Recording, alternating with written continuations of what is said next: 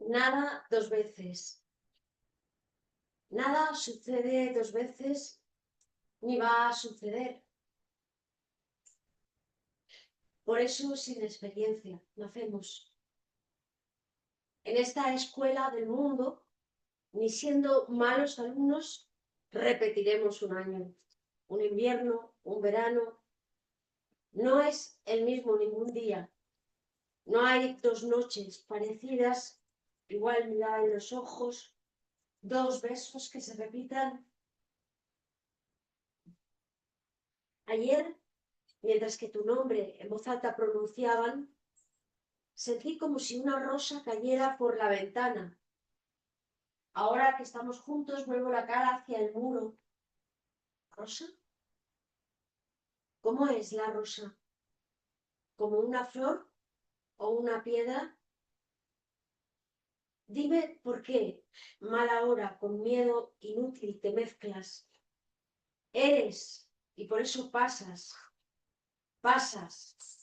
Por eso eres bella. Medio abrazados, sonrientes, buscaremos la cordura, aun siendo tan diferentes, cual dos gotas de agua pura. De Wisława Szymborska.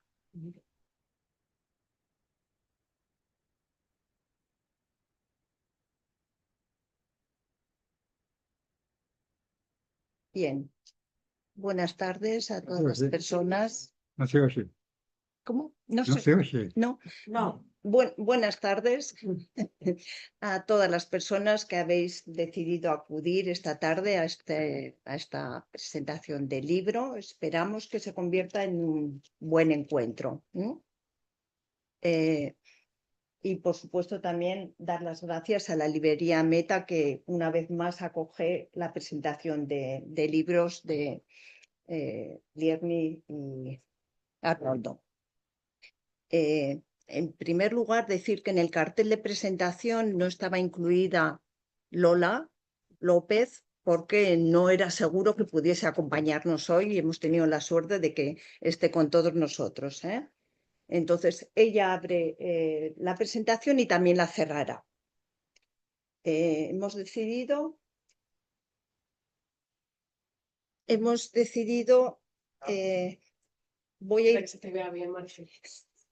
voy a ir presentando las personas que van a intervenir. Entonces, en primer lugar, le hemos escuchado a Lola López. Ella es teatrista, actriz, directora, dramaturga, formada en España e Inglaterra. La poesía y el teatro se han convertido en la dupla con la que siempre ha trabajado. Creó su compañía, Hongareja, de teatro hace 30 años con otros dos grandes autores dramaturgos multipremiados, Paco Zarzosa, Paco Zarzoso. Perdón. Paco Zarzoso, y es hongaresa, que significa húngara en valenciano o catalán. Hongaresa. Vale. Y Luisa Cunillé. Vale. En los últimos años, sus obras más destacadas, dramaturgias en colaboración con grandes escritores, son Encendidas, con la poeta Paca Aguirre, y Tejedoras de abismos, con el gran autor que hoy presenta el libro, Arnoldo Lieberman. Bien. Tengo que reconocer que ante la invitación de estar hoy en esta mesa, al principio me resistí, porque soy la única no escritora y además una mediocre lectora. Tras vencer la resistencia, pensé que tanto a Lierni como a Arnoldo tengo que agradecerles tantos buenos ratos de lecturas por ellos recomendadas y también hermosos encuentros de conversación y alegría compartida, y ello me llevó a decir que sí a su invitación. He pensado que, teniendo en cuenta las personas que me acompañan, personas muy vivas y entusiastas de la lectura y de la escritura, yo me voy a limitar a presentarlas un poco a ellos dos, dado que del libro ellos nos hablarán mucho mejor, las personas que están aquí. Creo que Arnoldo y Lierni comenzaron un trabajo conjunto a escribir a dos manos al poco tiempo de conocerse. En el 2022, hace solo 4 años, presentaron su primer libro, 2 más 2 son 10, y desde entonces no han dejado de pensar, conversar, escribir y publicar juntos. El libro que hoy presentamos es el cuarto de este buen encuentro. Arnoldo y Lierni consiguen seguir conversando, eligiendo y poniéndose de acuerdo sobre los textos a trabajar y sobre los que escribir, cada uno con su estilo y su singularidad. He sido testigo en alguna ocasión de las risas y conversaciones que se traen para discutir y acordar todas estas cuestiones, siempre con humor y rigurosidad. El humor, la ligereza, el deseo, el buen rollo, como clave de su trabajo conjunto. Me imagino a Arnoldo mandando un sinfín de páginas a Lierni y a Lierni pensando en las páginas que tendrá que tachar. No por casualidad, Arnoldo trae el comentario de Clarice Lispector que dice: quiero vivir muchos minutos en un solo minuto, porque para él limitarse a unas páginas cuando escribiría cientos le resulta muy complicado. Cuando eligen una persona literaria sobre la que escribir, me parece que se leen absolutamente todo lo que esa persona ha escrito y también las biografías que se han publicado sobre la misma. Tanto Arnoldo como Lierni, entre otros saberes, tienen una dilatada experiencia y saber analítico, y eso es algo que nos transmiten en muchos de sus textos. Cada persona tiene sus marcas, y en el caso de Arnoldo, el sufrimiento judío impregna parte de sus escrituras. Asimismo, me parece que ambos tienen una sensibilidad especial para acercarnos a la debilidad humana, a la falta, a la insatisfacción del corazón, a las dificultades, al desamor. Las autoras que han elegido para este libro también hablan de todo ello, de la vida con sus buenos momentos, pero también con muchos otros de sufrimiento. La lectura que nos proponen es una buena medicina para hacer con todo ello. Y como decía Arnoldo en su libro 2 más 2 son 10, tanto Lierni como yo creemos en la presencia irrebatable de la esperanza. No me cabe ninguna duda de ello. El no sé de Wisława Szymborska, bien, cuando le entregaron un premio Nobel, dijo: tengo aprecio por 2 pequeñas palabras, no sé. Son pequeñas pero tienen alas. Suscribo con mucho gusto sus palabras.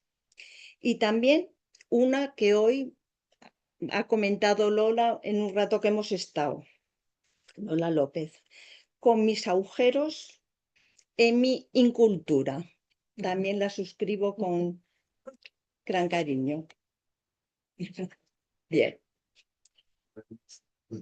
Bueno, vale, vamos a ir presentando a las personas que van a comentar. Hago un pequeño comentario de ellas. Vamos a empezar con Sofía, seguiremos con Gustavo, luego Lierni y al final Arnoldo. Entonces paso a presentar un poquito quién es Sofía, que para muchos de vosotros será conocido, pero os digo, no tanto los libros que han escrito porque nos cerrarían la librería. Bien. Sofía Eugenia Sancho, mujer feminista, poeta, pensadora, crítica y escritora. Ella afirma, me ha encantado también esa expresión, trabajo en mi arte.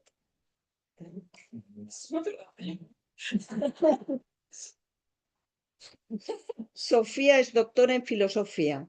Le otorgaron el Premio Extraordinario de Licenciatura en Antropología Social y Cultural. Es licenciada en Psicología Clínica. Realizó una tesis sobre la razón poética de María Zambrano. Ha cursado varios máster y formaciones en psicoanálisis. Se mueve entre la clínica, el campo social y la reflexión filosófica. Ha sido profesora de mística española en la Fundación Ortega y Gasset, dramaturga y directora escénica. Ha escrito y dirigido Estación Zambrano, Antígona Inhumana y Profundo Gozo, estrenada en el Festival de Teatro Clásico de Almagro. Un fragmento de su obra poética ha sido recogido en la antología Ella lo llamó Gozo, publicada en 2025. Con mucho gusto le damos la palabra. Muchas gracias, muchas gracias. Eso has hecho ahí una buena arqueología. Bueno, muchísimas gracias por invitarme a los dos, a las dos. Muchísimas gracias por invitarme a estar aquí. Muchísimas gracias a la librería, a mi compañero Guillermo, que está ahí al timón. Bueno, vamos a hablar de este libro que veréis que está bien trabajado, queridas mías. Bueno, me voy a remitir un poquito a las notas, vamos a ir viéndolas. Bueno, este volumen no es solo un recorrido por autoras fundamentales, maravillosas y necesarias, es también una indagación en la relación profunda entre el dolor y la escritura, ¿no? Por eso se llama una poética del dolor. El dolor como camino. Cada capítulo, cada autora encarna una forma singular de esa experiencia. La tenacidad del sí a la vida en Karen Blixen, en Isaac Dinesen, el exilio interior en Ángela Figuera, el sentimiento que piensa en María Zambrano, la pasión de lo humano en Lispector, el no sé de una mujer libre en Szymborska, el poema al borde del abismo en Plath o la voz que rompe el silencio en Vanessa Springwood. Estoy sencillamente enumerando el título de los capítulos que son una belleza.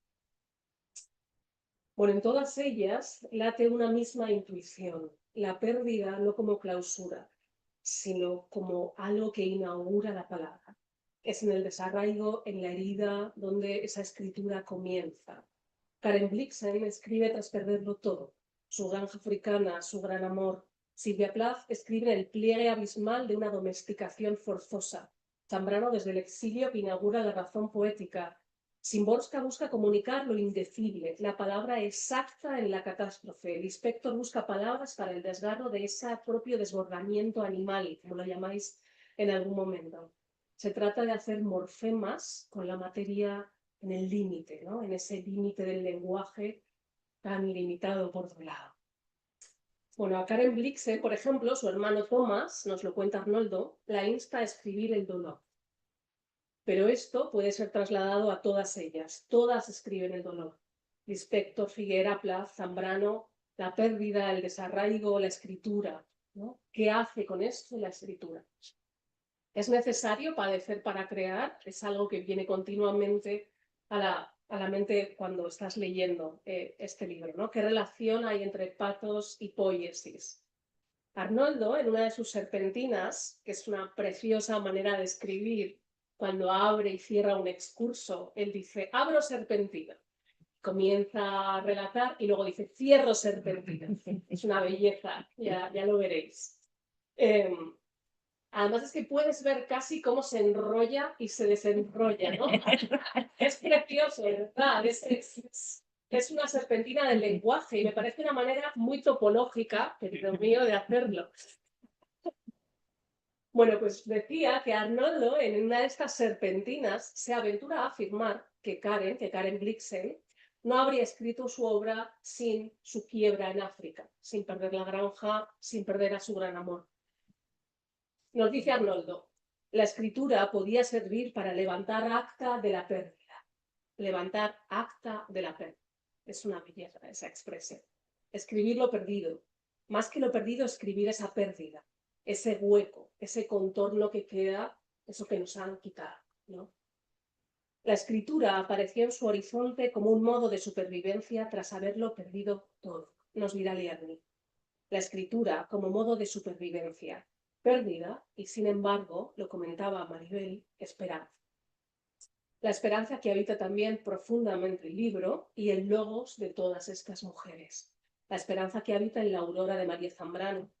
María Zambrano, motivo por el que estoy hoy aquí, pues hace algo más de un año Arnoldo entró por esa puerta y entre charla y charla, y libro, nos pusimos a hablar de la razón poética de María Zambrano, de los claros del bosque, y bueno, Zambrano es, pese a la distancia de la muerte y el tiempo, en la que considero mi maestra, y estuvimos hablando de esa pasión, ¿no? Entonces, bueno, por eso estoy aquí y voy a hablar un poquito de María Zambrano.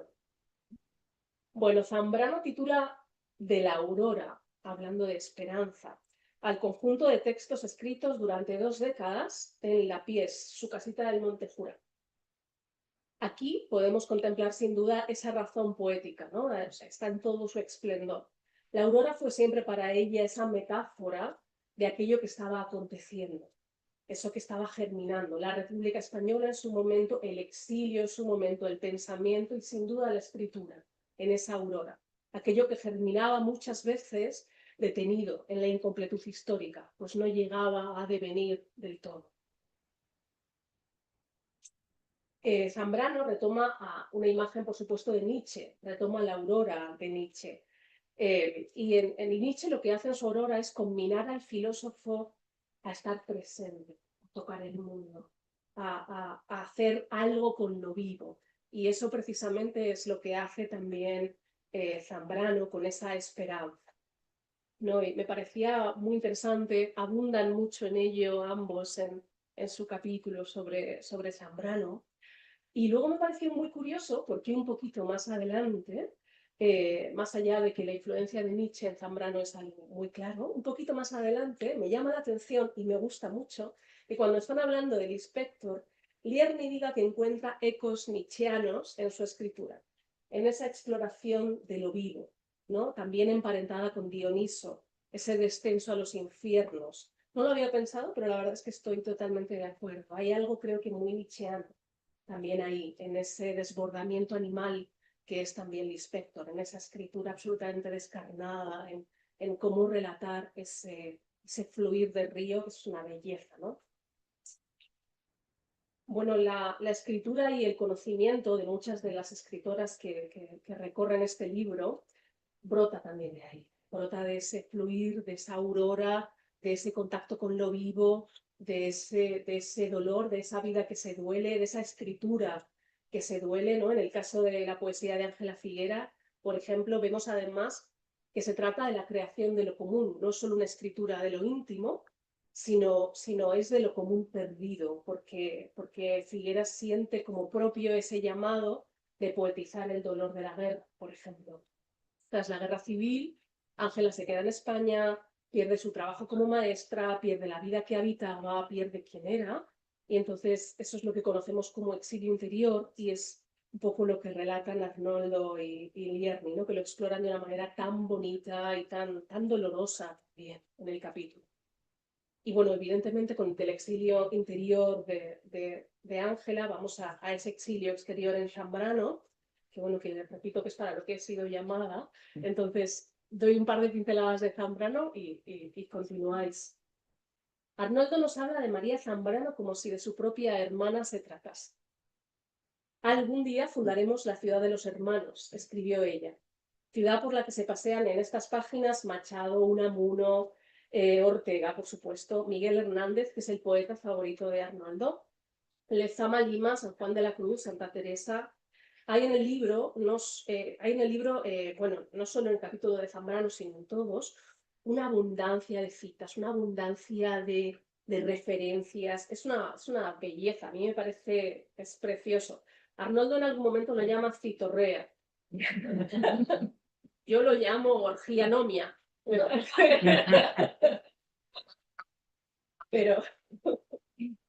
Pero bueno, es una hibridación maravillosa, lo hacen ambos, entre Spinoza, Invaraví, René Char, Alejandra Pizarnik, por supuesto, Freud, por supuesto, Baudelaire, Mahler, Chantal Maillard, o sea, es verdaderamente una belleza porque van como trufando todo el texto de excursos bellísimos y reflexiones muy interesantes, ¿no? que ahondan en la escritura de estas pensadoras también y la amplían, ¿no? Desde mi punto de vista lo multiplican, refractan el texto, ¿no? Lo hacen cambiar de direcciones. Arnoldo se siente hermanado a María y Lierney nos habla en su texto sobre Plath, sobre lo difícil que fue su convivencia con Silvia. Convivencia, así lo llama, escribe Lierney. Siento que cada autora con la que convivo un tiempo de mi vida, porque se trata de eso, una convivencia que atrapa el día y la noche, me habla suavemente y me pide delicadeza y consideración. Bueno, con Silvia la convivencia fue angustiosa. Fue bellamente oscura, por lo que el capítulo de Plath es bellísimo, pero se nota una angustia que late que también es muy interesante, ¿no? Entiendo que la convivencia con María fue más luminosa, porque creo que si bien María abraza la oscuridad, lo hace, busca una oscuridad muy luminosa también. La oscuridad de María es profundamente luminosa, ¿no? Y de hecho nos dice Liarni, me atrevo a decir que hay en Zambrano un deseo de luz, de aurora. No, efectivamente, hay mucho más, hay luz, pues, va más allá de la clarité cartesiana, que va más allá de, por supuesto, la filosofía hegemónica, la filosofía patriarcal, sin duda occidental. Hay algo más allá en Zambrano, siempre hay algo más allá, ese deseo de luz, ese deseo de aurora, ¿no? El logos en Zambrano es un logos encarnado, un logos que está sumergido en el sueño, sin duda, en el delirio, un logos que tiene una profunda resonancia en la entraña, ¿no? En esto sigue una máxima de Empédocles que ambos recogen varias veces, que es hay que esparcir bien el logos por las entrañas.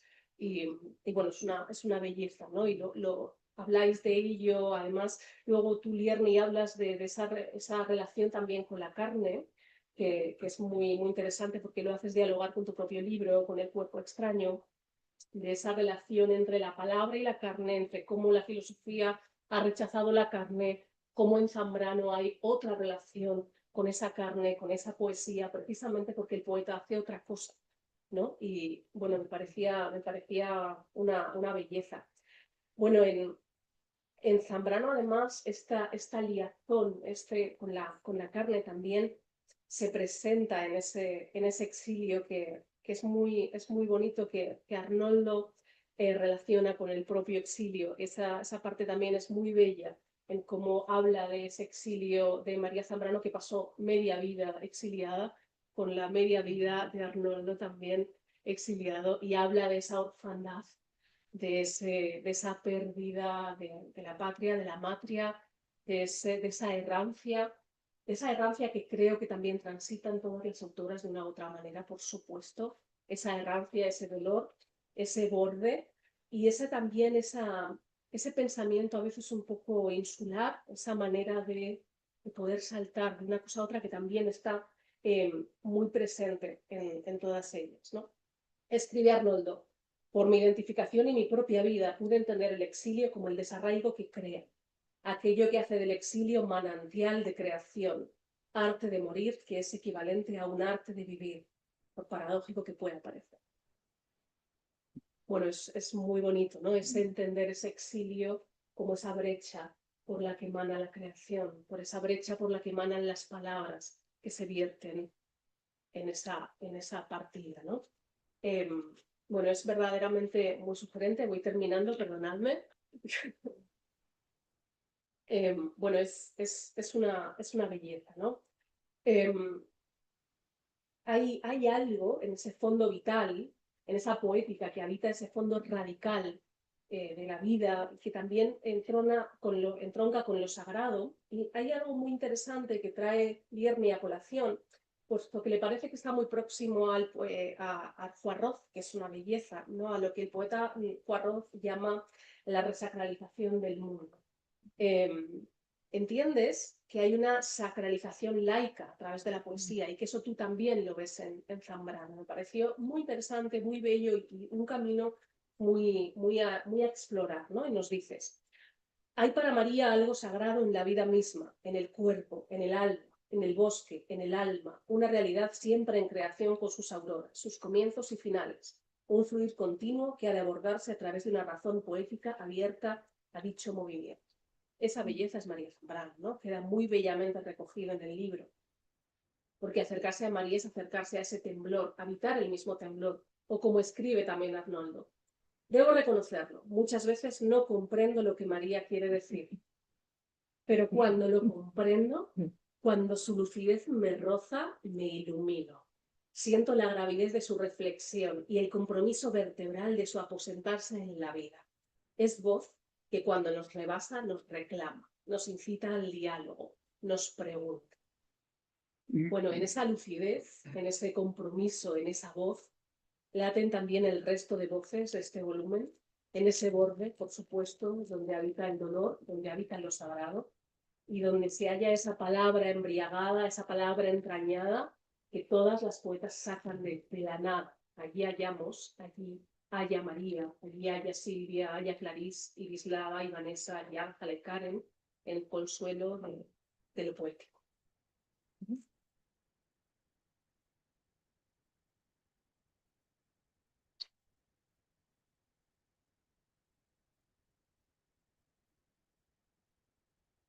Bien, A vosotras siempre. no solo María, porque has hecho un recorrido que nos... Bueno, me he centrado mucho, tengo, Sí. tengo mi preferida. Pero Bien. muchas gracias. Bien, vamos a seguir con el comentario que nos va a presentar Gustavo, con lo cual os presento a Gustavo de Sal, o si hay alguien que no le conoce, que será rarísimo. Tampoco voy a hablar de lo que él ha escrito porque está en internet y porque es muy intenso. Gustavo es psicoanalista y escritor, miembro de la Escuela Lacaniana de Psicoanálisis y de la Asociación Mundial de Psicoanálisis, docente del Instituto del Campo Freudiano en España. Reside desde el 1982 y ha escrito libros de relatos, novelas y ensayos. Ha publicado más de 100 artículos de psicoanálisis en revistas especializadas y de cultura y compilado muchísimos volúmenes. De todo lo que yo he recogido que ha escrito, solo tenía una pregunta que en su día quedó un poco abierta para nosotros. Leímos encantados el caso Anne del 2018, el caso Mike del 2020 y entendimos que era una trilogía y que habría un tercer texto. Lo estamos esperando con muchas ganas. De Sal ha sido traducido al inglés, al francés, al italiano, al portugués, al rumano, al polaco. Es el administrador de Manicomio Global en Facebook, algo que seguimos muchas personas, incluso estamos inscritas en Facebook por seguirla a Gustavo de Sal. Desde hace un tiempo, el sábado ya nos anuncia que el domingo escribirá. Ha impartido cursos, seminarios y conferencias en España, en Argentina, en Estados Unidos, en Brasil, en Francia, en Italia, en Inglaterra y en Irlanda. Gustavo, esperamos gustos de tu comentario. Bueno, muchísimas gracias, por supuesto, a Lierne y a Arnoldo por haber pensado en mí para hablar esta tarde. No es nada fácil presentar este libro, escrito por dos autores que hablan de 7 autoras, que a su vez hablan de casi todo. Y si digo casi, es porque en algunas de ellas la intención existe, y si no se consuma es porque no existe el todo. Aunque yo he incursionado en lo literario y persevero en ello, carezco de toda teoría literaria. No poseo elementos para una crítica y solo me guía el criterio del gusto, lo cual es absolutamente singular y no puede racionalizarse. La dificultad para presentar este libro de un modo más académico no me impide ser sensible a todo lo que sugiere, a todo lo que invita, a las resonancias que encuentro. Me gustaría comenzar por el título, Otras voces de mujeres. Son otras porque hubieron unas, evidentemente. Pero resulta que el libro es, en cierto modo, una reflexión sobre lo femenino y desde lo femenino. El propio libro es en sí mismo un esfuerzo por decir algo sobre lo femenino, un elemento que carece de esencia, que está marcado por la apertura, la abertura y la aventura. Pero el desafío es además que los autores han querido decir algunas cosas desde lo femenino. Y para ello se necesitan al menos, en mi opinión, 2 condiciones. Por una parte, dejar hablar a mujeres que gozan en tanto tales, cada una a su manera, pero que comparten una característica. Están convencidas de que su goce de mujer se une al decir poético. O sea, que no se reduce exclusivamente a lo que pueden experimentar en la cama, aun cuando ese decir poético no deja de pasar por el cuerpo. Y la segunda condición es que los autores intenten escribir desde la posición femenina. El hecho de que Lierni sea una mujer no es suficiente para que ella se sitúe en la posición femenina. Y el hecho de que Arnoldo sea un hombre, o al menos lo parezca, no impide que pueda colocarse en la posición femenina. Me referiré un poco más adelante qué es lo que desde la perspectiva psicoanalítica lacaniana tratamos de decir sobre el significado de la posición femenina, o sea, del goce femenino. En verdad lo iré exponiendo a medida que hable, porque otras voces de mujeres no remite solo a que hubo un volumen anterior. La palabra otra es imprescindible para hablar sobre lo femenino, porque lo femenino, ese continente negro, como Freud lo denominaba, y nunca explorado por completo, no por falta de intentos, sino porque hay en ese territorio algo que no se deja cartografiar. La palabra otra, decía, es absolutamente clave.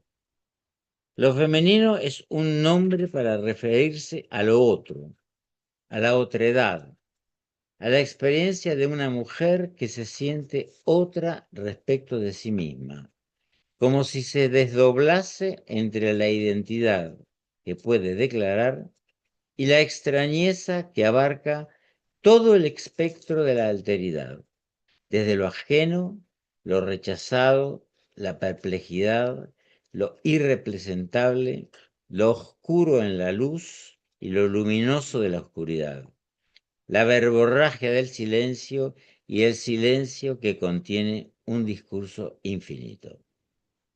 Pero hay un subtítulo, una poética del dolor.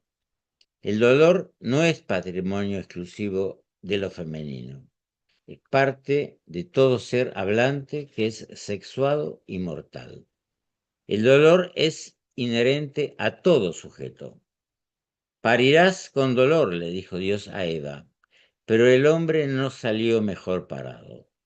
Su llegada al mundo es inevitablemente dolorosa y desde el minuto cero, cuando se corta el lazo que lo mantenía unido a la placenta, se embarca en la experiencia del vivir, que incluye el dolor de existir.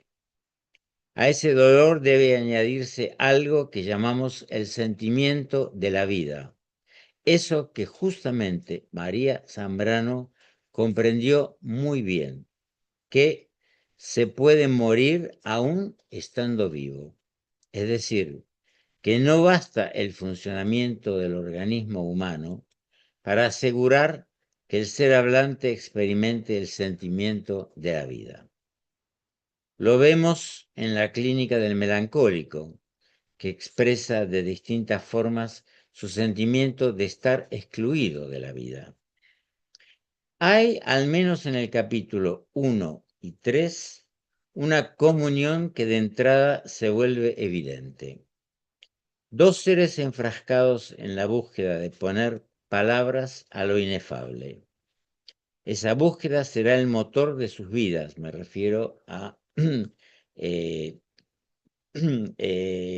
María Zambrano y Isaac Dinesen, yes. Dos seres enfrascados en la búsqueda de poner palabras a lo inefable. Esa búsqueda será el motor de sus vidas, la razón de su existencia.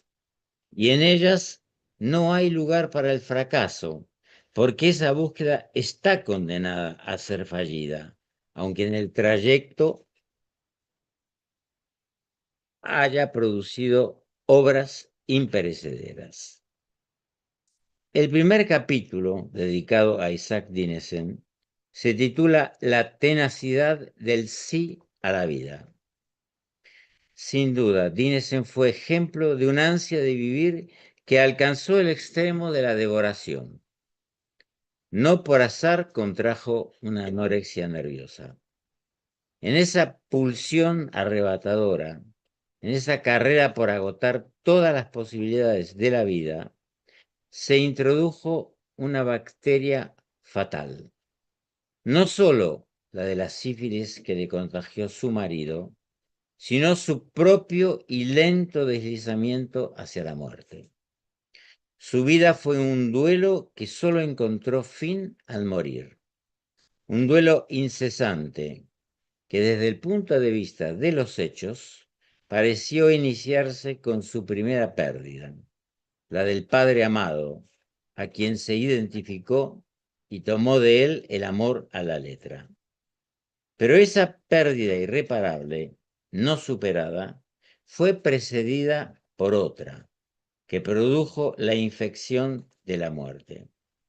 La identificación patológica al padre, que fue uno de los soportes principales de su vida y de su extravío, estuvo probablemente anticipada por la imposibilidad de aceptar la insatisfacción de un anhelo primario, el de recibir del Padre el objeto que saciase su falta. Se inició así una serie de pérdidas que fueron encadenándose una tras otra, y en ocasiones el encadenamiento hizo que se superpongan, que en cada una se escuche el eco de la anterior y de la siguiente. El padre, luego su esposo, Bror von Blixen, luego su primer amante, Dennis, más tarde su segundo amante, Thorkuld. Hay algo extraordinario en la obra de Isaac Dinesen, el seudónimo masculino con el que comenzó a publicar sus libros, en una época en la que ser mujer era ser la negra de la historia, y lo sigue siendo en buena parte del mundo. Lo extraordinario es haber conseguido que su vida se convirtiese en un relato. O sea que sin proponérselo de forma consciente, estuvo dedicada a que su vida fuese una novela. Finalmente, ella misma fue su mejor obra. Toda la idealización del amor, la búsqueda desesperada de encontrar una fusión con la naturaleza mitificada, el retorno romantizado a unas raíces que jamás existieron, la empujaron a convertirse en la protagonista de su obra. Cuando alguien habla apasionadamente de su capacidad para amar y afirma y se afirma en la idea de la libertad, tenemos la sospecha de que no es nada claro ni evidente lo que para ese alguien significa el amor y la libertad. En el caso de ese alguien llamado Karen Blixen, a quien Lerny Irizar describe también como un ser agujereado, cabe preguntarse sobre el estatuto de esos agujeros, en la medida en que ella no solo renunció a su cuerpo, sino que no creía en él.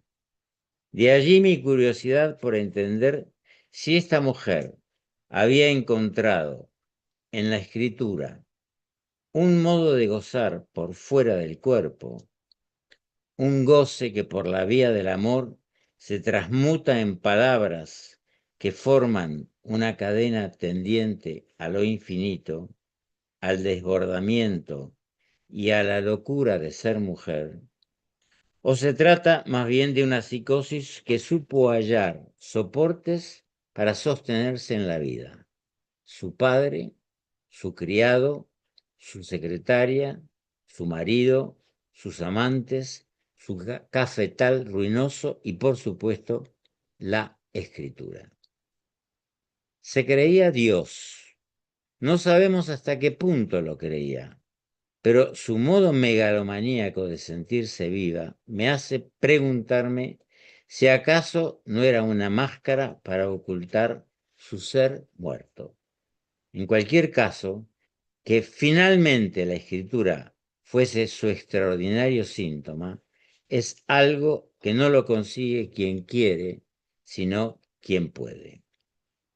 El tercer capítulo, dedicado a María Zambrano y titulado El sentimiento que piensa, guarda sorprendentes similitudes con el de Karen Blixen, la baronesa, la leona, epítetos de la mujer que no existe, pero que ella quiso hacer existir. María Zambrano, ella, asombrosamente, sigue un camino que hubiera apasionado a Jacques Lacan, por deducir en forma poética lo que el psicoanalista tuvo que formalizar en términos teóricos. El sentimiento que piensa es un título que se lo debemos sin duda a la circunstancia de que los autores no solo son escritores, Vierny y Arnoldo, sino también psicoanalistas y conocen muy bien qué es el inconsciente, al que Freud califica de pensamientos, pero pensamientos que no son pensados por nadie, o como lo dice Lacan, el inconsciente es eso que piensa solo, en ausencia de un yo que los domine. Unen a María con Karen la enfermedad crónica y otra coincidencia decisiva, la elección fallida de objeto, incluso incestuoso. Dinesen se casó con su primo, aunque en verdad estaba enamorada de su hermano gemelo. Y María tuvo que renunciar a un primer amor adolescente por su primo hermano, un amor que fue prohibido por el padre. Aquí vemos las diferencias subjetivas, el modo en que cada sujeto da una respuesta singular a sucesos semejantes. Mientras la baronesa se entregó al desenfreno amoroso y libidinal, María se volcó en su propio interior, aunque no por ello dejó de participar activamente en la lucha política y los movimientos juveniles. En su propio interior exploró e intentó la articulación entre la poesía y la filosofía. Fue la primera mujer que obtuvo el título de filósofa en España. Labor casi imposible en un mundo, como escribe Arnoldo, regido por la razón técnica. De allí que María Zambrano dirigiera sus ideas hasta considerar que la filosofía tenía el deber ético de explorar y revelar todo aquello que el discurso científico técnico deja caer. Eso es aquello en lo que el psicoanálisis aventaja a la filosofía, en el hecho de ser una praxis. El psicoanálisis debe su existencia al discurso científico, en el sentido moderno del término, es decir, la ciencia físico-matemática. Ese modelo cartesiano y galileano de concebir lo real exige la descontaminación de todo desvío que pueda proceder del investigador. Es una exigencia necesaria en el acto que instituye el discurso científico, es decir, no puede no ser. ¿Y cuál es el papel del psicoanálisis? Tomar a su cargo aquello que cae del corte operado por la ciencia, el sujeto del inconsciente. Vierny señala muy bien, la cito, que para María Zambrano no basta el conocimiento universal. Tiene que haber también el conocimiento singular del individuo, ese del que Aristóteles afirmó que no se podía hacer ciencia. El conocimiento universal y objetivo deja fuera lo más singular. De un esfuerzo cercano a este, surgió en su día el psicoanálisis freudiano, que tomó como parte de su campo lo que la ciencia expulsó de su ámbito de conocimiento, la subjetividad. Para María Zambrano es la poesía la que se ocupa de este ámbito no científico. La diferencia es que el psicoanálisis es una praxis transformadora de lo real. También puede hacerlo la poesía, sin duda. Pero psicoanalistas hay muchos. En cambio, son muy pocos los poetas. El psicoanálisis puede enseñarse, pero la poesía, como toda otra forma del arte, es un don de origen desconocido. ¿Se tiene o no se tiene? No se aprende en ninguna parte. María Zambrano, vuelvo a citar a Yerny, defendió que el pensamiento ha de aliarse con el mundo de la poesía para descender a lo que llama los infiernos. Es notable que como epígrafe de su obra magna, La interpretación de los sueños, Freud escogió la cita de la Eneida de Virgilio, Flectere sinequo superos aqueronta moveo. Si no puedo inclinar a los poderes superiores, moveré las regiones infernales. Zambrano indagó en los misterios del goce femenino, en primer lugar en sí misma. Cito, la felicidad es cómo salir de sí, mas en realidad es llegar a no sentirse ni dentro ni fuera de sí, sino dentro de algo que nos asume, nos rebasa, nos lleva y después cae. Un momento, escribe Lierny, en el que la conciencia es abolida, un instante que es una vivencia de unidad, que es el modo en que Zambrano piensa lo que la excede. En una entrevista radial le preguntaron sobre la palabra sueño y ella responde, lo que me falta. Debo tener una resistencia al sueño, un querer estar en vela siempre, esperando la llegada o la partida de algo extraordinario. Sabemos, puesto que la clínica nos lo enseña, que el insomnio es un índice con el que puede sospecharse el inicio de una descomposición subjetiva. El despertar absoluto es la muerte. Al igual que Dinesen, Zambrano prefería la compañía de los hombres a la de las mujeres, porque ellos enriquecían su espíritu. Supongo que en esa época todavía quedaban algunos especímenes masculinos capaces de enriquecer a una mujer, en especial a una como María Zambrano. Voy a concluir con unas hermosas palabras de Arnoldo, cuando siguiendo la lógica del pensamiento de María Zambrano, define la poesía como la capacidad de amar lo que es a medias, lo inacabado, lo despreciado, venerar lo que no es del todo, mostrar las grietas, incluso dilatarlas, dar sentido al vacío, crear desde él, tolerarlo. Es efectivamente un modo de definir lo femenino como piedad ante la castración. Gracias.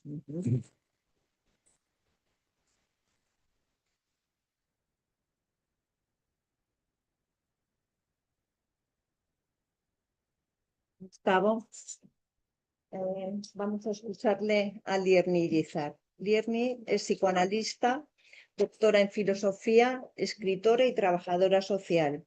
Es miembro de la Escuela Lacaniana de Psicoanálisis y de la Asociación Mundial de Psicoanálisis. Como psicoanalista, inscribe su trabajo en la ciudad de San Sebastián, en la que recibe en consulta privada. Además, participa regularmente en las actividades que se llevan a cabo en la sede de la escuela en la ciudad y también en las actividades del seminario del campo freudiano en la propia ciudad, presentando casos de su práctica clínica. Desde la publicación de su primer libro en el 2014, la escritura se ha convertido en una de sus actividades diarias. No comento sus publicaciones, pero sí las que ha escrito junto a Arnoldo Lieberman y que hoy nos convocan aquí. Entre los dos escribieron 2 más 2 son 10, las palabras que cuentan, la pregunta incesante bajo la piel de las palabras en el 23 y Voces de mujeres, el viaje del silencio el año pasado en el 2025. Lo escuchamos con gusto. Bueno, pues tengo que comenzar agradeciendo en primer lugar a la librería Meta y en especial a Sofía por acompañarnos en la mesa y por habernos facilitado presentar el libro en esta estupenda librería. A Gustavo también por acompañarnos hoy y por mucho más. A Maribel por su apoyo cercano siempre y a todos los que hoy nos acompañan, tanto presencial como virtualmente, y a la editorial Beta que ha dado un lugar a nuestras mujeres. Y un agradecimiento especial a Arnoldo por tantas cosas que compartimos en esta escritura a dos voces y por todo lo que me ha permitido aprender este recorrido. Voy a comenzar además con una referencia de Macedonio Fernández, del cual Arnoldo está enamorado, que nos dice que los mejores textos son aquellos que provocan que el lector se vaya a escribir. Y es lo que nos ha ocurrido con estas autoras. Hoy presentamos un libro que desearíamos que fuera un puente entre discursos y lectores. Faltan puentes, escribía casi con desesperación Ángela Figuera en un país desolado por la dictadura y la posguerra. Ella decía, faltan puentes. Lo principal de todo son los puentes, colgantes, subterráneos, levadizos. Hagamos puentes, puentes, puentes. Y no me escucha nadie, y así estamos. Hoy también nos faltan y habría que construirlos. Una y otra vez habría que intentarlo, cada uno como sabe y puede. Nosotros con la palabra que alcanza hasta donde alcanza, pero que en ocasiones es bastante. La palabra poética es tal vez un puente sin orillas, suspendido entre vacíos, pero que como nos muestran las mujeres del texto, es un habitar posible. Este libro reúne voces y ecos de mujeres escritoras y en esta presentación desearía hacerles llegar unas pocas resonancias de estas voces extraordinarias, resonancias en torno a la voz, al dolor y a la esperanza. Isaac Dinesen contaba historias y nos dice que de los 4 elementos el que más le gustó siempre fue el aire. Decía, me encantaría ser una voz en el éter. Creía que al menos para las mujeres hay ecos en la vida que son fuentes de felicidad. El cuerpo se convierte en cámara de resonancia de sonidos que nos constituyen y satisfacen. Ángela Figuera invocaba a las mujeres a decir, a cantar el destino del largo linaje de Eva, a morder la fruta, a levantarse, a decir no quiero con mayúsculas, como en el final de este poema. No quiero que me tapen la boca cuando digo no quiero. La voz de María Zambrano, que mira allí, es la de la lucidez, el bien decir.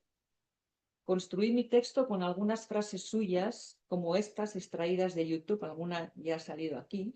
Decía, estoy hecha a las caídas sin romperme.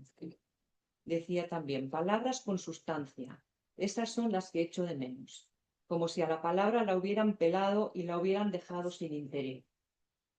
También decía, debo tener una resistencia al sueño, como decía Gustavo, un querer estar en vela siempre esperando la llegada o la partida de algo extraordinario. Ella es una voz que dice, que no habla en vano. La de Clarís es la voz de lo femenino, para mí. Lo vivo, una voz que reclama ser escuchada como se escucha la música, que nos convierte en oído tembloroso. No se comprende la música, se escucha. Escúchame entonces con todo tu cuerpo, nos dicen. La de Vislava es una voz afilada y discreta, irónica, divertida, que considera que el humor es la gran tristeza capaz de vislumbrar cosas graciosas. Por el contrario, la de Silvia es una voz desgarrada y valiente, una de las primeras poetas que llevó temas impensables a la poesía, tales como el aborto, la maternidad, la depresión, dando voz a lo que muchas mujeres habían sentido y experimentado. La voz de Vanessa Springora es la que surge tras 30 años de silencio, de un silencio traumático, y emerge con la fuerza de quien ha logrado comprender y asumir su parte en su propia historia.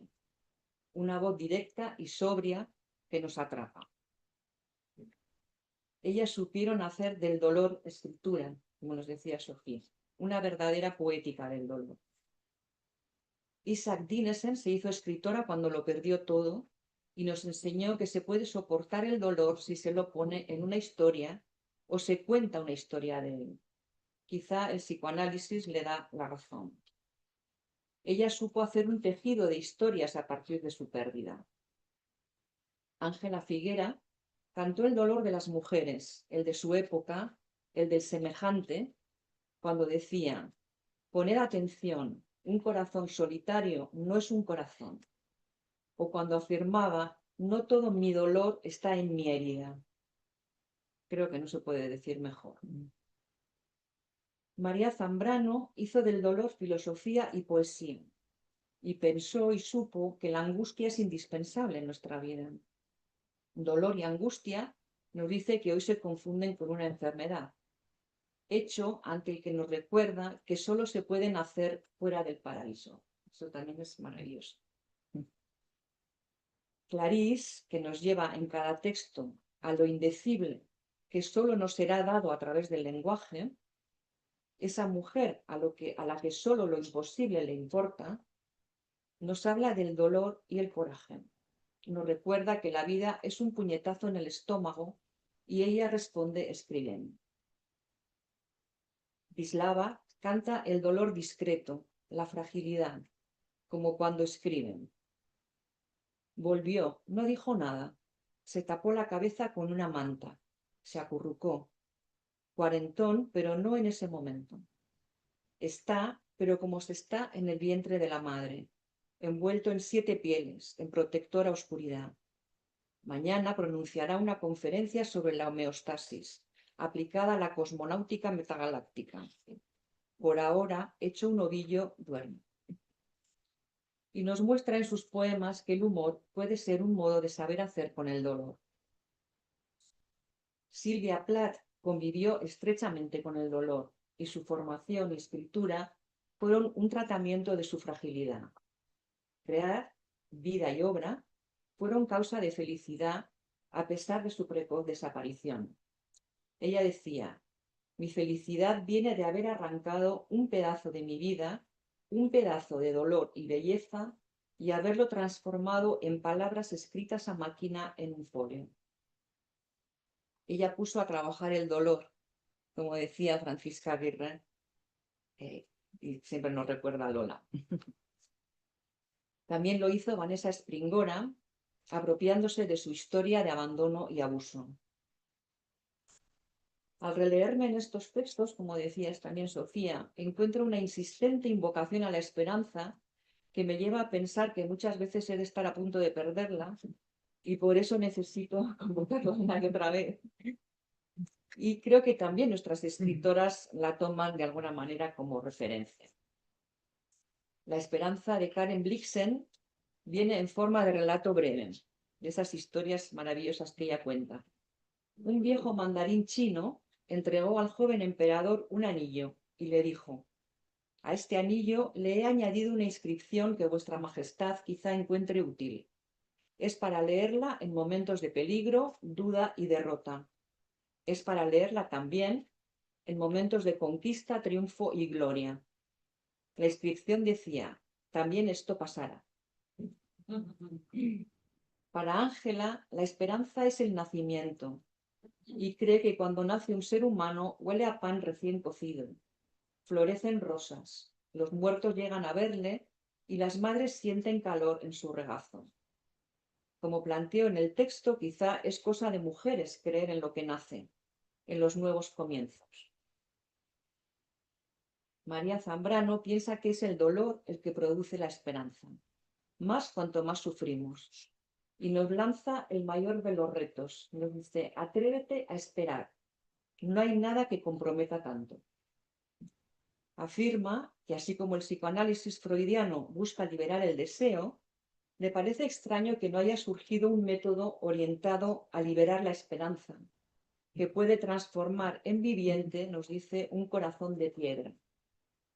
Una esperanza sin espejismos, que se alimenta de la incertidumbre, que crece en el desierto, muy lejos del pensamiento positivo contemporáneo. Una espera que sabe de las sombras. En Wisława, la esperanza posible parte de la imperfección, esa que le atraía, le divertía y le conmovía, y también del no saber, como nos recordaba Maribel. Esas dos palabras pequeñas, no sé, que amplían la vida. Esperanza en una poesía nos dice que no cambia el mundo, pero sí una diminuta partícula del mundo. Silvia, en cambio, no es una poeta de la esperanza. Como afirma su hija, su arte era no sucumbir, lo que no es poca cosa. Y la esperanza de Springora es para mí la que refleja el maremoto que en ocasiones puede suponer la publicación de una obra valiente. Que un libro tenga tanta fuerza que llegue a citarse en el prólogo de una ley que regula el abuso de menores resulta ciertamente esperanzador. Una escritura que impacta. Bueno, me gustaría terminar con unas palabras de Isaac Dinesen, esa mujer pasional que nos pedía valentía y apertura y que nos insta a permanecer sorprendidos eternamente. Con ese espíritu continuamos buscando la sorpresa en la escritura. En estos ensayos que escribimos Arnoldo y yo y que tratan de ser, como afirmaba Murena sobre este género, una vacilación afortunada. No sé si lo conseguimos o no. Por eso apostamos por un escribir sin certezas, en un acercamiento singular a las palabras que importan. Gracias.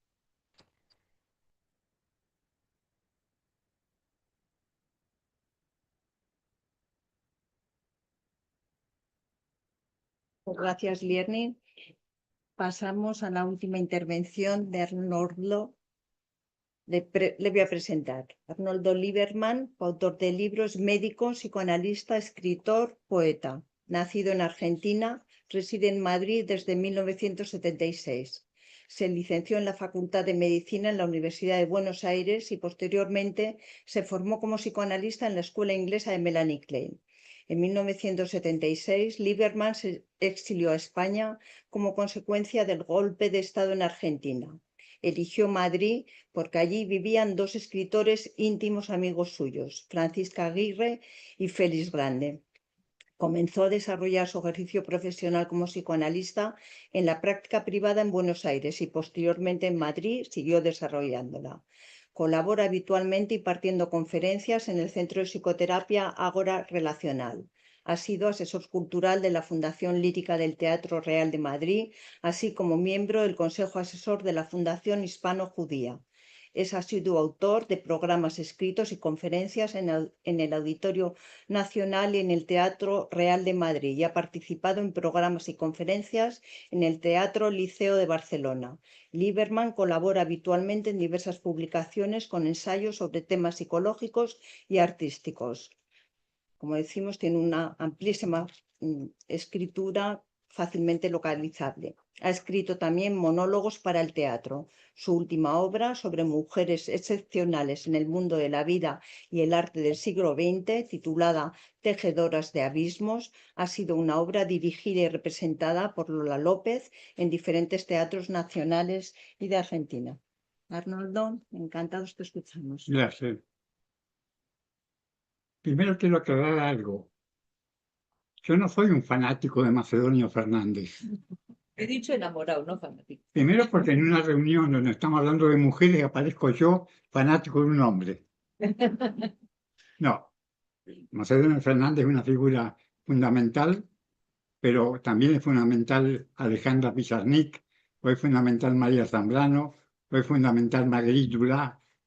Es decir, que estamos, digamos, salvando una situación como esta, donde aparezco como enamorado de un hombre que realmente me conmueve, realmente me conmueve. Cuando doy conferencias a veces uso como cábala un comentario de él. Macedonio Fernández decía, di una conferencia y faltó tanta gente que si faltaba alguien más no entraba.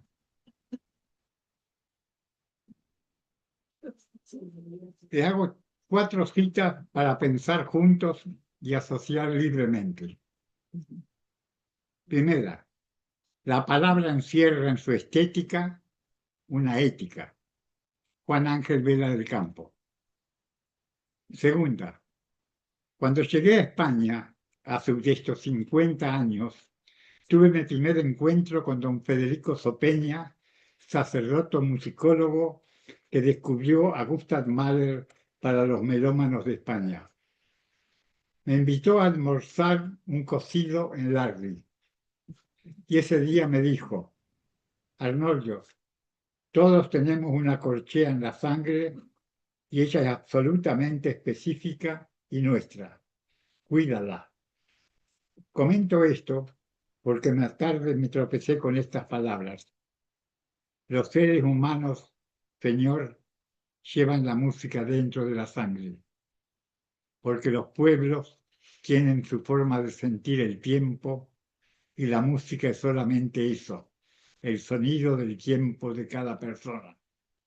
Porque cada ser humano tiene una sola música que le viene de sus padres, de sus abuelos, lo lleva dentro de la sangre, la escucha al nacer, la imagina cada vez que oye el latido de su corazón y la recuerda del momento de su muerte.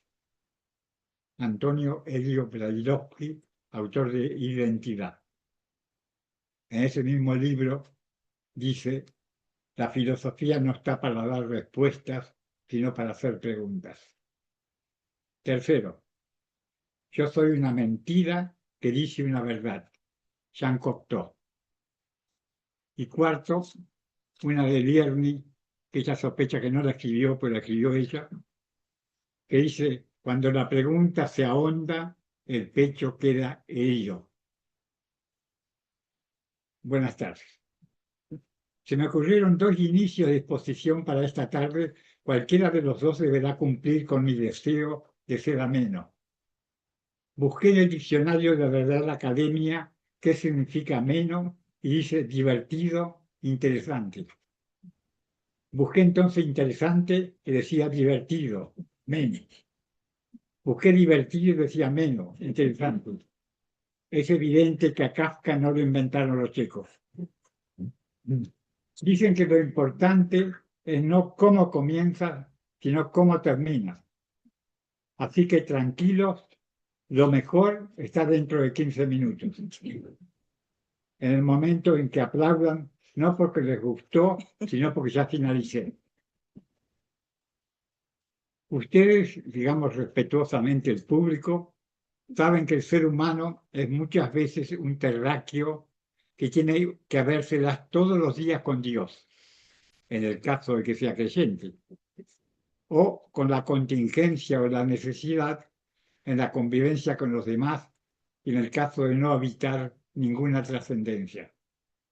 Oyentes ávidos e intérpretes eventuales, quizás logremos hoy enriquecernos con un mejor desconocimiento de nosotros mismos. Les agradezco mucho que estén aquí. Es comprobar que significa que hoy, al menos hoy, le hemos ganado la batalla a Netflix. Presentar un libro siempre es especial, sobre todo cuando uno se ha pasado mucho tiempo comerciando, como diría Borges, con gente con talento creador, historias y genialidad. Y aún así, con todo eso, lo escribimos nosotros 2. Siempre recuerdo a mi Bobe. Hay 2 tipos de reuniones literarias: las que pretenden responder a preguntas y salimos de la reunión con una pregunta nueva, y las que multiplican la sensación de que las preguntas son un verdadero error desde su propio origen y solo nublan lo ya esclarecido. Un amigo mío me decía: hablar de ideas lo más profundas, oscuras posible, porque suerte que nadie podrá preguntarte demasiado. No obstante, aclaro, si después de hoy algo les incomoda o los hace pensar o replantearse alguna certeza, ¿cómo es posible que haya tantas mujeres creativas, extraordinarias, y que sepamos tan poco de ellas? Esta reunión habrá comenzado a tener sentido. Sobre todo si salimos con la convicción de que esas mujeres existen, no porque hayamos pretendido dar lecciones de literatura, sino sencillamente por nuestra ambición de abrir ventanas a la belleza. Porque de verdad, este no es un libro cómodo y no pretende serlo. Nuestra presentación es un libro vivo. Entre amigos, es curioso presentar un libro a gente que nos conoce porque sabe que detrás de cada página hay algo personal.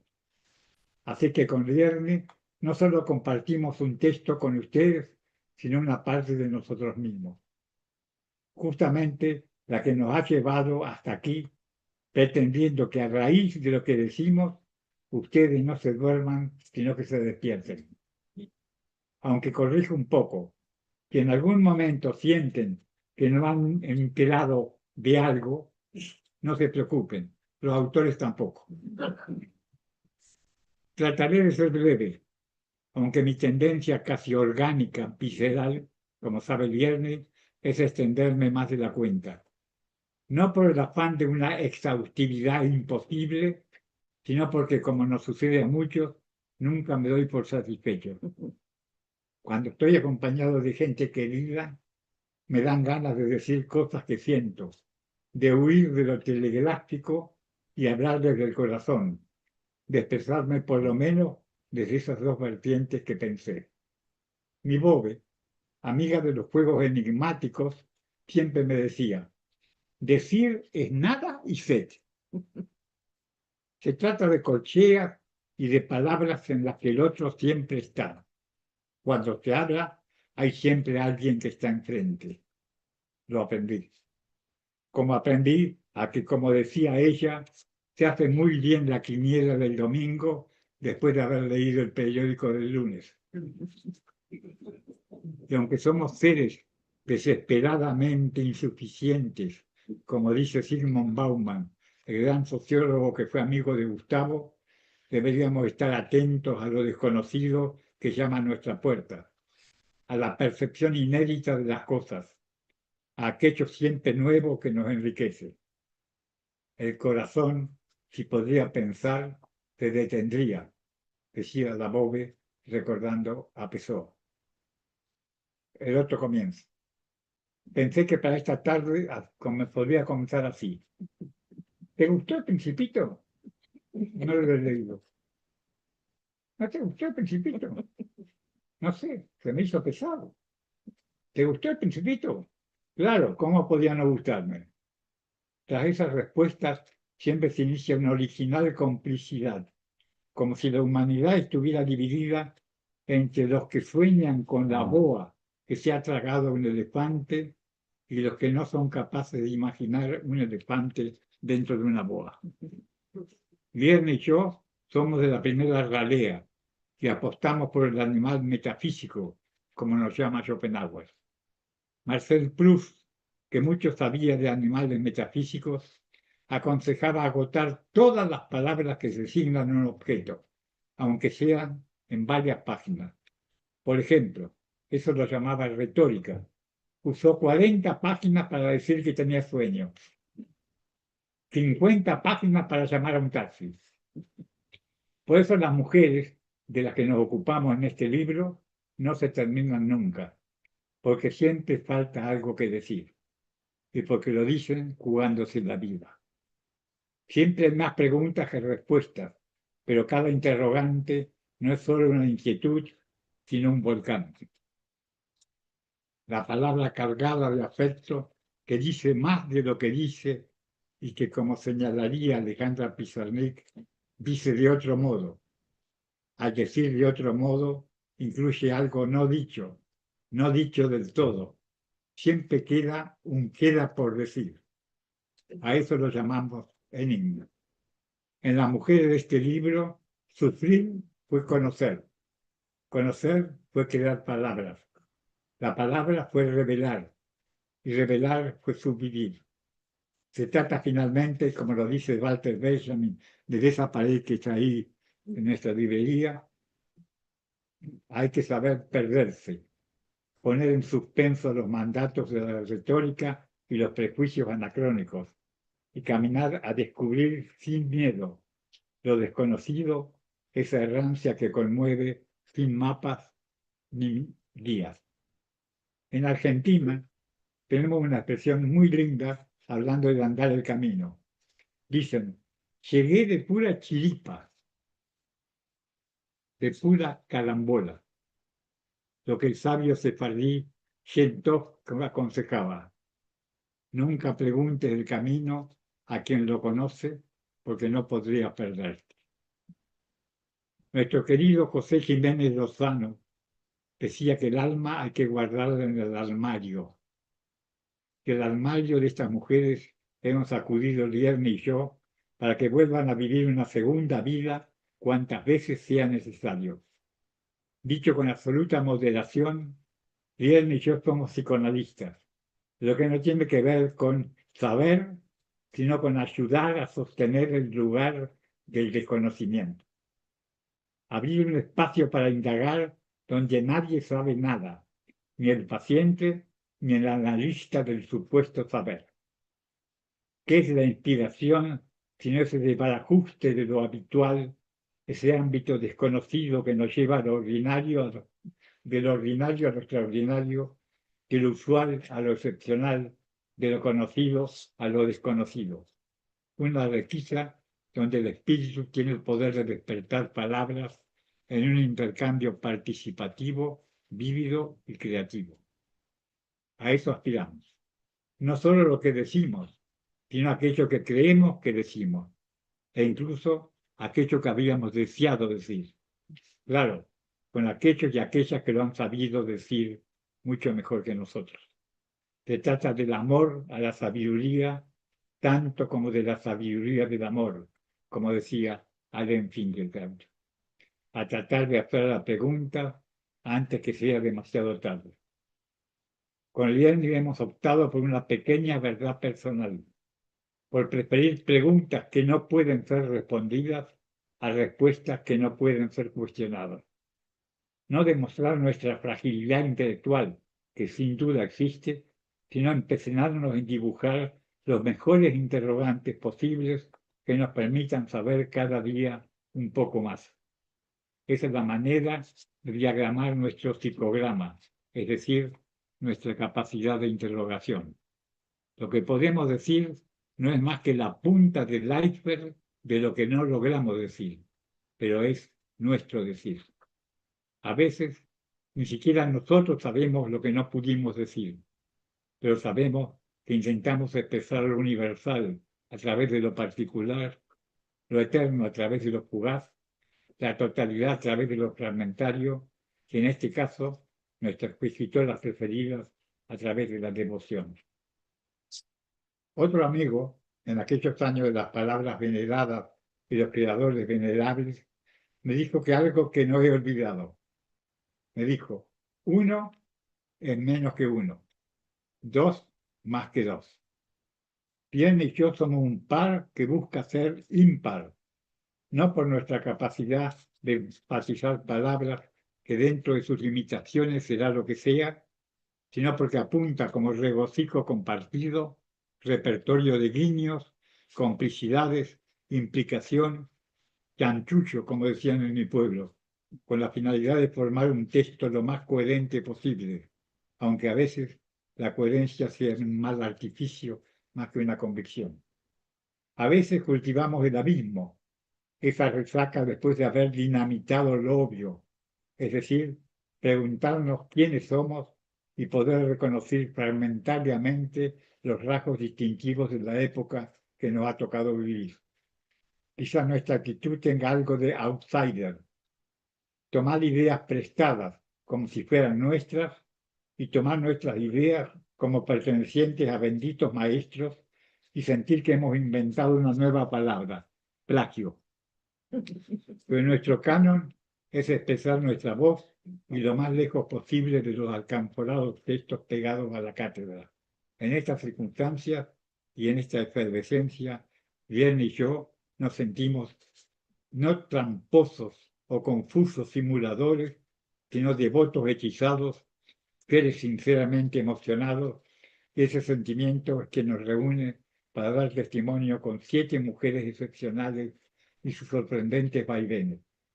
La palabra se vuelve central y el yo poético, como diría María Zambrano, la nombro en homenaje a Sofía, se configura y atrae otras palabras, las que renuncian un desarrollo previsible y a la vez enigmático, que consolida y a la vez violenta el régimen gramatical, el lenguaje al que pertenecemos. En todo caso, podemos afirmar que no es la realidad cotidiana la que hablamos, sino la realidad de nuestra intravida. Termino. Lierne y yo hemos intentado de puros oyentes nomás, porque no somos profesionales de la palabra, sino escucha, y por eso quizás somos psicoanalistas y melómanos. No somos, digo, del pienso luego soy, sino del escucho luego soy, porque hay muchos momentos que pensamos con los oídos. Todo ello nos ha permitido dibujar un grupo, quizá un coro polifónico de mujeres que veneramos y que nos hacen repetir aquella frase de Borges: estamos más orgullosos de lo que hemos leído de que lo que hemos escrito. Aquello desertó, nada sin el otro. Un intento de expresar nuestros interrogantes, nuestras inquisiciones y nuestras perplejidades sin escamotear un solo latido. Decimos lo que el cuerpo pide y sacrificamos una coherencia lejana, torpe y quizá inalcanzable por un sentimiento próximo y próximo. El lenguaje es un Dios al que se debe servir, pero al que solo se puede servir dudando, como el no sé de Wisława Szymborska. No hay respuestas definitivas ni sueños paradisíacos. Nuestro pensamiento no es un edificio por el que podamos llevarlos paso a paso al lector, sino una trama de hilos en donde lo significativo no es la red, sino el hecho de tramarla. Si ustedes prefieren, puedo decir enfáticamente que Lierne y yo somos espectros apasionados, como decía Rilke, y creemos que, como lo diría Kafka, nuestra intención es ayudar a poner algo al abrigo de la muerte. Diría Víctor Ullmann: ante la obcecación lúcida del pensamiento, la muerte abdica. En ese aspecto, este libro es una guía válida, no decisiva, pero válida para la comprensión de la creatividad que debemos hacer accesible no solo al lector, sino a nosotros mismos. No somos portadores de valores absolutos, sino, insisto, coprotagonistas interrogantes. No se trata de siquiera el sí o no, sino de lo que Levinas decía: sí, sí, no, no. Está dicho, y quizá en algún momento fue nuestro aliciente más grande. La novedad puede comenzar con nosotros. Lo importante no es saber, sino lo que queremos decir, sino saber lo cual es nuestra palabra. Señalar esta palabra, hoy habitante de estas mujeres, es aprender a saber que son ellas las que nos dictan el pulso de nuestras arterias. Y aunque no tengamos respuestas definitivas, nada enriquece más la vida humana que este fecundo proceso. Como decía Moisés de los preceptos que dictaba el pueblo, no arriba en los cielos, sino al alcance de la mano y de los corazones. O como decía nuestro querido Santiago Kovadlov: pongan el psicoanálisis al servicio de la cultura y no la cultura convertida en síntoma al servicio del psicoanálisis. Nuestra intención es estar al lado de seres a los que queremos, intentar darle esta segunda vida porque nos fascinan y hasta nos encandilan.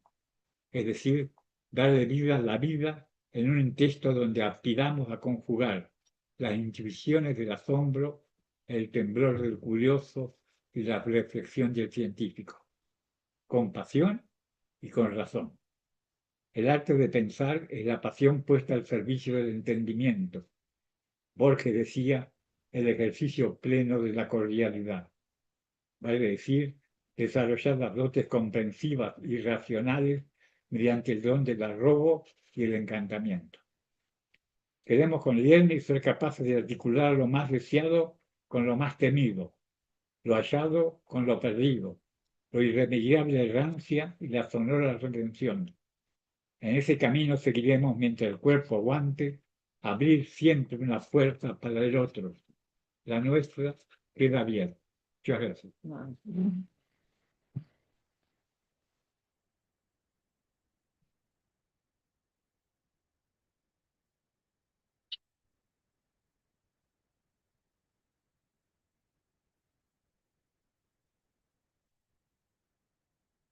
Muchísimas gracias, Arnoldo.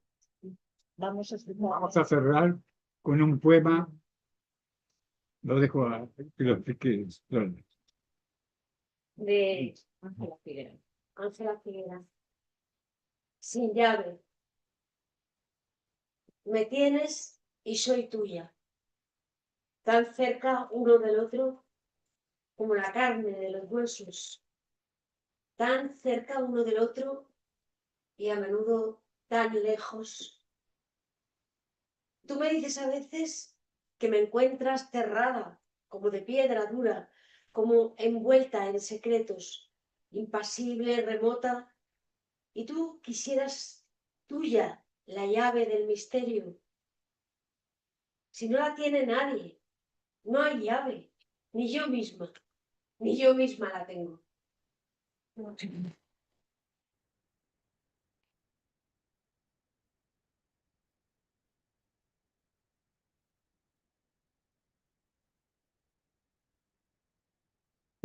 Anoche nos dimos cuenta, conversando un poco de nosotros, que este poema, hermoso poema, tiene directa y umbilical relación con la boda de Fígaro de Mozart, porque una de las áreas más hermosas de la ópera de Mozart es Perdida llave.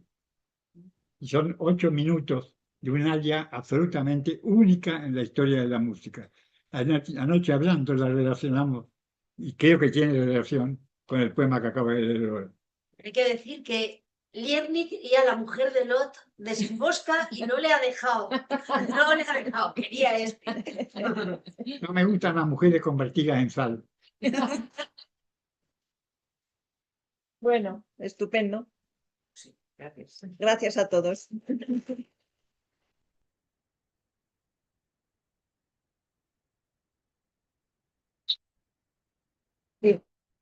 Que si alguien quiere que os firmen el libro, se van a poner aquí, ¿eh?